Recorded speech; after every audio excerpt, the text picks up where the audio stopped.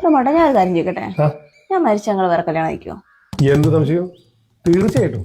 ഓ എന്താ അങ്ങനെ?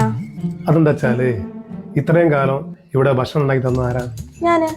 ആ, ഭക്ഷണം ഉണ്ടാക്കാൻ എനിക്കറിയില്ല. പിന്നെ എന്റെ ഡ്രസ്സ് അലക്കി തേച്ച് തരുന്ന ആരാ? നീയാണോ? ആ, അതെനിക്കറിയില്ല.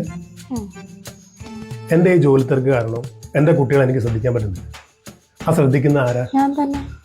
പിന്നെ അവരെ കുളിപ്പിച്ച് അവരെ ഡ്രസ്സ് ചെയ്ത് അവരെ സ്കൂളിൽ പറഞ്ഞു വിടുന്ന ആരാ? നീ അല്ലേ? ഞാൻ തന്നെ.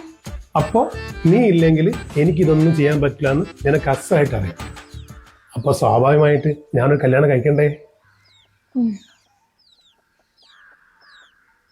പിന്നെ ഞാൻ മരിച്ചു പോയാല് നീ വേറെ കല്യാണം കഴിക്കും?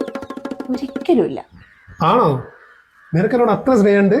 ഏയ് അതുകൊണ്ടല്ല, ഇത്ര കാലം നിങ്ങൾക്കൊക്കെ വേണ്ടി വെച്ചുണ്ടാക്കി തന്ന് നിങ്ങൾ ഡ്രസ്സൊക്കെ അയൺ ചെയ്ത് നിങ്ങൾ ഓഫീസിൽ വിട്ട്, മക്കളെ എണീപ്പിച്ച് കുളിപ്പിച്ച് ഡ്രസ്സ് അടിയിച്ച് സ്കൂളും വിട്ട്, ചുരുക്കി പറഞ്ഞ നിങ്ങൾ വരച്ച ഈ ലക്ഷ്മണ രേഖയുടെ ഉള്ളിലാണ് ഞാൻ ജീവിച്ചത്. ഇനിയിപ്പോ വേറൊരാളെ കല്യാണം കഴിക്കുകയാണെങ്കിൽ ഞാൻ ഇതൊക്കെ തന്നെയല്ലേ ചെയ്യണ്ടേ? ഇനിയെങ്കിലും എനിക്ക് വേണ്ടി എനിക്കൊന്ന് ജീവിക്കണം. അതുകൊണ്ട് മാത്രം ഞാൻ ഇനി വേറെ കല്യാണം കഴിക്കില്ല എന്ന് പറഞ്ഞത്. തൽക്കാലേ നമ്മളൊന്നും ചിന്തിക്കാം. അതങ്ങൾക്കും നല്ലത്.